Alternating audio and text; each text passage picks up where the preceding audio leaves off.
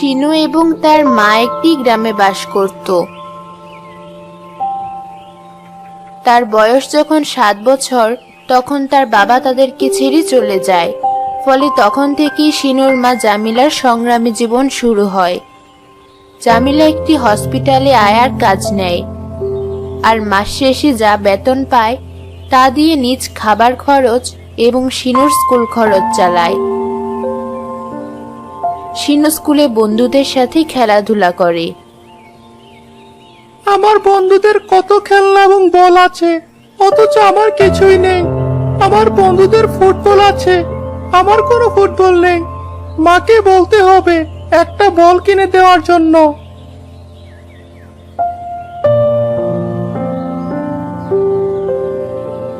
মা, আমাকে একটা ফুটবল কিনে দাও। দিব বাবা, চিন্তা করো না, আমার হাতে টাকা আসলে তোমাকে আমি বল কিনে দেব। না মা, এটা হবে না।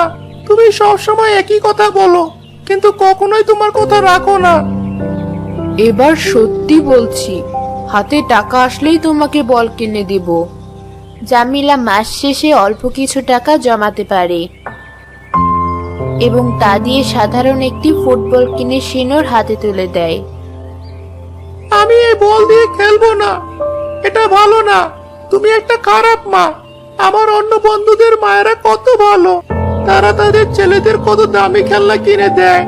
তুমি আমাকে মোটেও ভালোবাসো না। আমার বন্ধুদের কত দামি দামি আর সুন্দর বল আছে, আমার বলটি মোটেও সুন্দর না। আমাকে সুন্দর একটা বল কিনে দাও।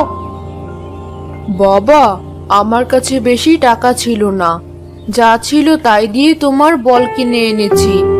এটা দিয়ে এখন খেলো, আমি ভবিষ্যতে তোমাকে আরো ভালো বল কিনে দেব। লাগবে না তোমার বল, এটা দিয়ে তুমিই খেলো, আমার এ বল চাই না। শিনু রাগ করে স্কুলে চলে যায়।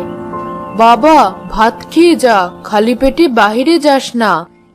শিনু মায়ের কথা শোনে না, সে চলে যায়। একদিন শিনু দেখতে পায় তার এক বন্ধু খেলনা বিমান ওড়াচ্ছে। এই রাসেল, আমাকে একটু দিবি খেলনাটা, আমিও একটু উড়াবো। না না, আমার বাবা কাউকে দিতে মানা করেছে। আমি আমার খেলনা কাউকে দিতে পারবো না। ঠিক আছে, আমিও কিনে উড়াবো, তখন দেখিস। শিনু ঘরে চলে আসে।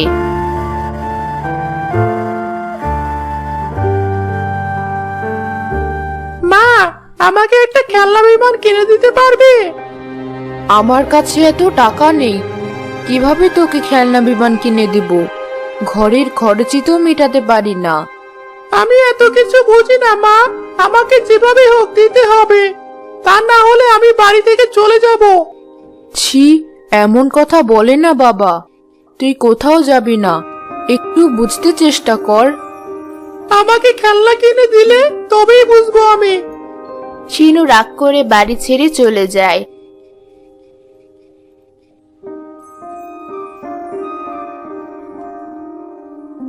জামিলা শিনুকে সারাদিন খুব খোঁজাখুঁজি করে অবশেষে সন্ধেবেলা তাকে একটি নদীর পাড়ে পায়। বাবা, আমি কিনে দিব তোকে তোর বিমান, এখন ঘরে আয়, আর রাগ করিস না। সত্যি দিবে তো আমাকে? হ্যাঁ, সত্যিই দিব। জামিলা কিছু টাকা ধার করে শিনুকে খেলনা বিমান কিনে দেয়।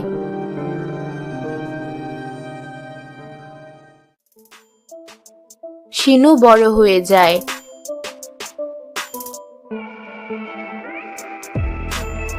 তার ধনী পরিবারের সব বন্ধু বান্ধব জুটে, কিন্তু শিনুর মা গরিব হওয়াতে সে কখনো নিজের মায়ের সাথে বন্ধুদের পরিচয় করিয়ে দেয় না। শিনুর কলেজের পড়াশোনা শেষ হয়ে যায় এবং সে শহরে গিয়ে চাকরি করে। তার একজন শহরের মেয়ে বন্ধু হয়। শিনু তার মেয়ে বন্ধুর সাথে খুব ভালো সময় কাটাতে থাকে। আচ্ছা শিনু, তোমার বাবা মায়ের সাথে আমাকে পরিচয় করিয়ে দিবে না? আমার মা বাবা কেউই তো আর বেঁচে নেই, তারা অনেক আগেই মারা গেছে। তাই আমি এই শহরে থাকি। গ্রামে আমার বাড়ি আছে, কিন্তু সেখানে আমি যাই না। একদিন শিনু আর রোজি বিয়ে করে ফেলে। তারা এক জায়গায় ঘুরতে যায়। রোজি, চলো আমরা ওই পাহাড়ের উপর চড়বো। পাহাড়টি তো অনেক উঁচু, পড়ে গেলে একদম মরে যাব। আরে কিছু হবে না, চলো তো। তুমি ওঠো, আমি এখানে থাকবো। শিনু পাহাড় বেয়ে উপরে উঠতে থাকে।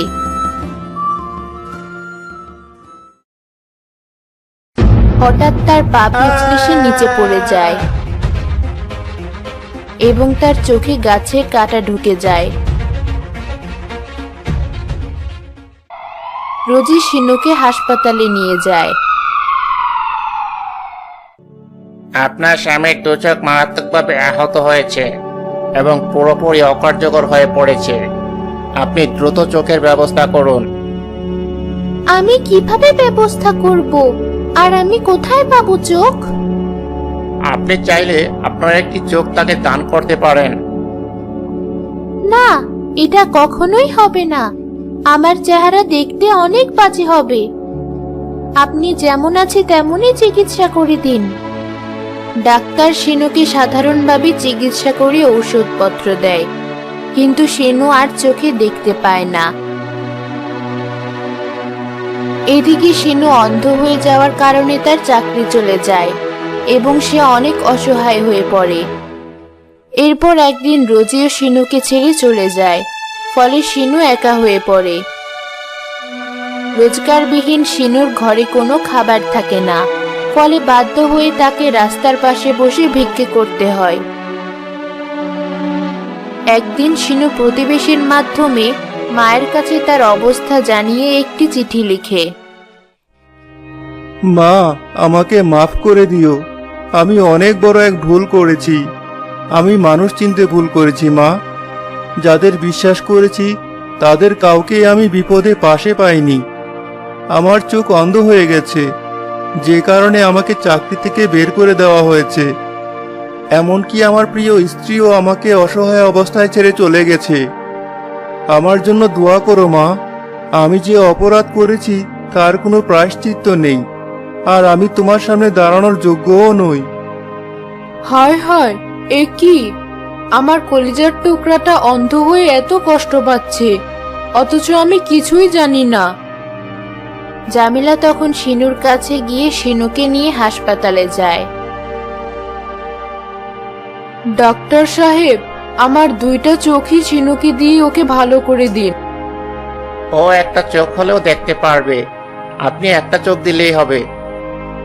না, দুইটি দিয়ে দিন। আমার বেঁচে থেকে আর কোনো লাভ নেই। আমি বৃদ্ধ মানুষ, কয়দিনই বা বাঁচবো। আপনি আমার কলিজার ধনকে সুস্থ করে দিন। ডাক্তার জামিলার দুই চোখ শিনুর চোখে লাগিয়ে দেয়। শিনুর দৃষ্টিশক্তি ফিরে আসে। এরপর সে সুস্থ হয়ে ওঠে। শিনু তার ভুল বুঝতে পারে এবং সে তার মায়ের পায়ে লুটিয়ে পড়ে। মা, আমি তোমার সাথে খুবই অন্যায় করেছি। আমি ক্ষমা পাওয়ার যোগ্য নই মা। আমি যাদেরকে আমার আপন ভেবেছি, বিপদের সময় তারা কেউই আমার পাশে এগিয়ে আসেনি। অথচ যাকে আমি সবচেয়ে অবহেলা করেছি সেই তুমি আমার বিপদে সবার আগে এগিয়ে এসেছো।